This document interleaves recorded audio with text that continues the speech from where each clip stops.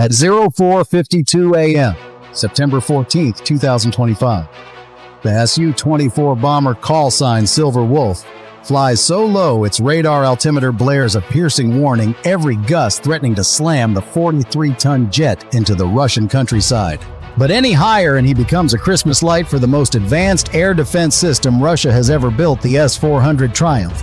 Its radar is sweeping the sky above him right now, a giant invisible net he has to fly under. The problem is that net is just 100 feet tall, and he's not even the craziest one out here tonight. 497 miles from home, a pack of 20 Palyannitsia drones is doing the same thing, at just 50 feet. They are ghosts whispering over the earth, their AI brains making hundreds of micro-corrections a second just to stay airborne this close to the ground for this long. Their target is the glowing heart of Russia's northern war machine, the Kirishi oil refinery. A $5.79 billion asset protected by layers of radar jamming and missiles. This facility fuels thousands of tanks and supports Russia's Black Sea fleet, pumping 355,000 barrels of gasoline and diesel daily. 05:15 a.m., Silver Wolf banks hard left, pulling 3 Gs as he executes a maneuver that makes no tactical sense on paper. He's not flying towards Kirishi, he's flying a massive 547-mile arc around Finland. This insane detour is the only reason he's still alive. The S-400's radar horizon is a straight line, but the Earth is curved.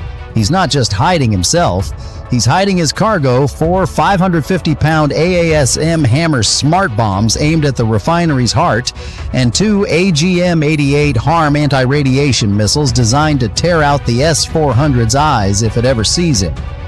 By flying this precise, pre-calculated route at just 100 feet, he is staying perfectly within the planet's own shadow, keeping that deadly payload invisible. And then his GPS display dissolves into a blizzard of static. The Pursuka 4 has woken up, but Silver Wolf just smirks. He flicks a switch and his route reappears solid and true. He's not navigating by satellite. He's using an inertial navigation system. Jamming GPS is like screaming at a pilot to confuse him. Using INS is like navigating when you're already deaf. The screaming doesn't matter. Meanwhile, the Palyannitsia Wolfpack is executing its own 497-mile journey, a silent, deadly arrow flying at a terrifying 50 feet. Their AI brains are doing the same calculation as Silver Wolf, but they're also using real-time Starlink data to adjust for wind shear and dodge power lines that appear out of the fog like spider webs. Inside the S-400 command bunker near Kirishi, an operator takes a sip of cold coffee. His screen shows nothing but green. He doesn't know that 21 ghosts are screaming towards his position just below his line of sight. It's 05:28 a.m. Let's be clear, the system guarding Kirishi is a monster. On paper, it's perfect. The S-400 is a steel giant whose 92 N6E gravestone radar can track 300 separate targets from 250 miles away. Its missiles cost $1 million apiece for a reason. Everything seemed to be working flawlessly. Inside the command bunker, the Russian operator Sergei saw a screen that was a sea of calm green. The sky was clean.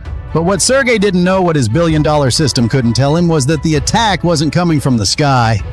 It was coming from the floor.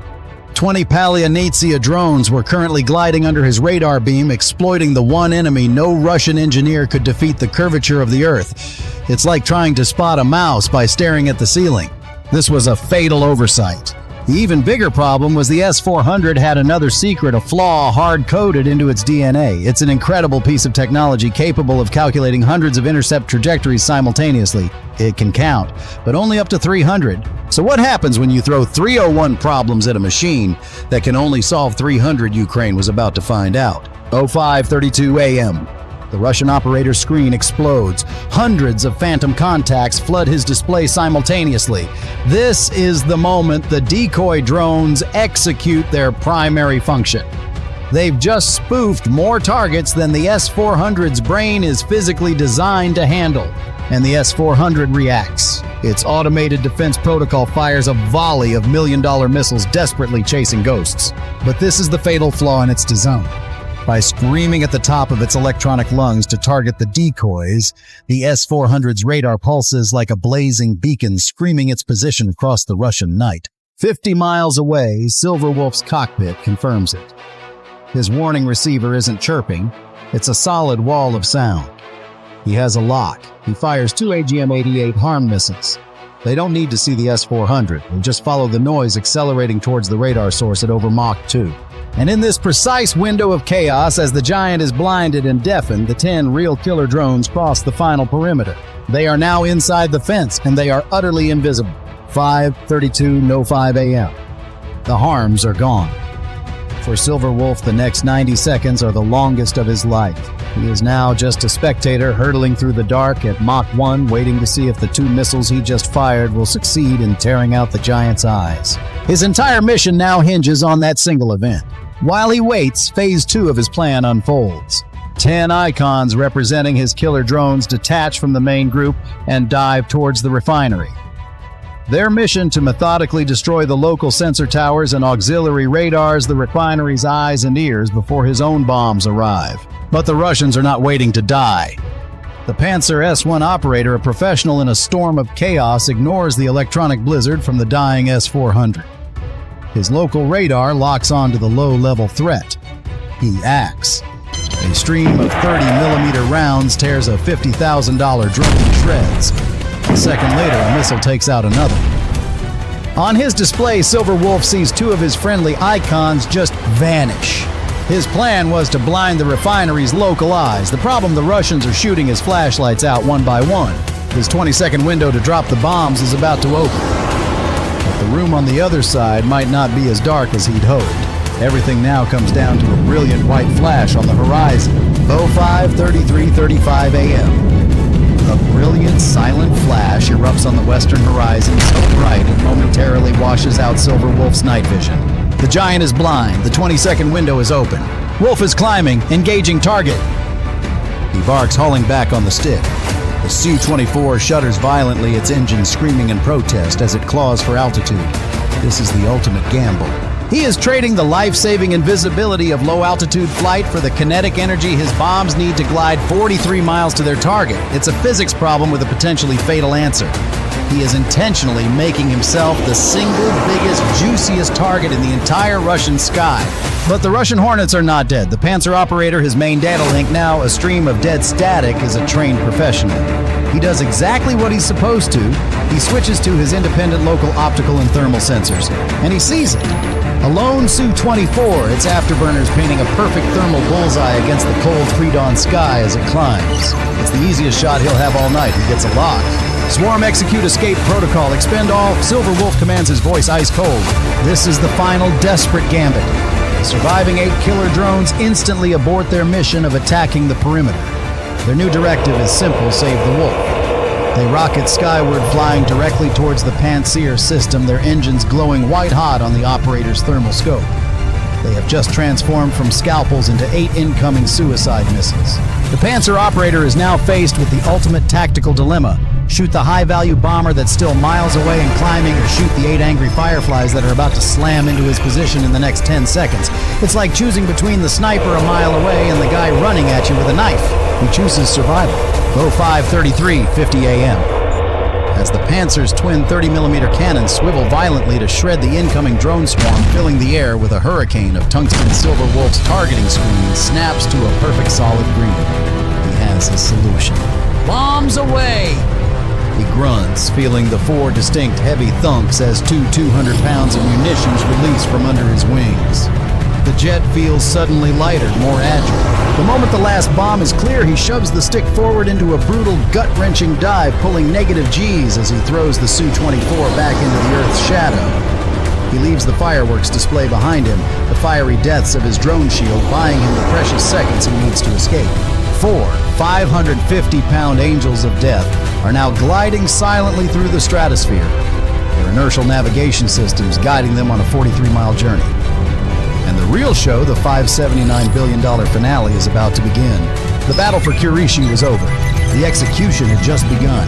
4 550-pound AASM hammer bombs are now gliding through the thin, cold air of the stratosphere. The chaos of the dogfight, the roar of the Panzer's cannons, the screams of dying drones, all of it is miles behind them. Down below, Russian fire crews are scrambling their sirens, wailing as they race towards the refinery's perimeter, towards the smoking craters where the drones had struck. They're running to the wrong fire. The real threat is silent, it's invisible, and it's moving at 600 miles per hour. 10 miles out, the bombs begin their terminal dive, pitching their noses down towards the earth. From the ground, they are invisible. From the Russian command's perspective, the attack is over. The drones have been shot down. The enemy bomber has fled. A sense of confused relief begins to set in. 5 seconds to impact. The furnace, the hydrocarbon heart of the refinery, looms in the bomb's onboard optical sensors. It is a perfect match for the target image loaded into their memory. 5:34:40 a.m., the first AASM hammer punches. Its hardened steel nose cone, traveling at nearly the speed of sound, hits the furnace's main housing. It blasts through the outer steel wall, through insulation, and through a secondary reinforced concrete liner before its internal timer, programmed with a precise delay, reaches zero.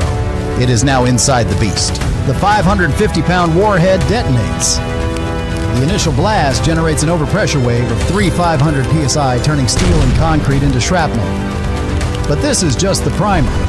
The real destruction comes from a fatal design flaw the Ukrainian intelligence knew was there: the old Soviet-era ventilation shafts connecting the primary furnace to the secondary catalytic crackers. The Fireball, a 2,000-degree Fahrenheit demon of burning explosive and superheated gas, finds these vents. It's no longer an explosion. It's a fuel-air bomb being injected directly into the refinery's circulatory system. The wave of fire and pressure rips through the pipes, igniting the volatile hydrocarbon gases within. A catastrophic chain reaction begins. A second later, the second bomb strikes a different section of the furnace, then the third, then the fourth. The waves of their individual explosions meet, multiply, and amplify, creating a single cataclysmic event. The ground shakes. The furnace doesn't just rupture, it's torn apart from the inside out in a controlled volcanic eruption. The heart of Kurishi has just been vaporized. On the ground, it's a scene from hell. The secondary explosions begin as thousands of tons of refined fuel cook off. Within minutes, a pillar of black smoke is visible from 50 miles away. NATO's orbital assets show an uncontrollable inferno, a heat signature so massive it's visible from space. The numbers don't lie. 40% of the facility's production, 142,000 barrels per day, is gone. That's a direct economic hit of $200 million per month. That's enough fuel for 50,000 tank movements that will now never happen. The Russian war machine's northern logistical chain has just been severed at the artery. Miles away, streaking home at treetop level, Silver Wolf sees the glow on the horizon.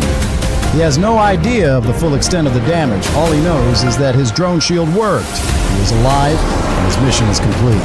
He has traded a $900,000 investment of drones, bombs, and fuel for a direct hit on a $5.79 billion asset. That's a return on investment of over 64,000%. Not even the best hedge fund on Wall Street could deliver that. So now that Ukraine has proven they can reach deep into Russian territory to cripple its economy, what critical infrastructure do you think they should target next? Let me know your war plan in the comments.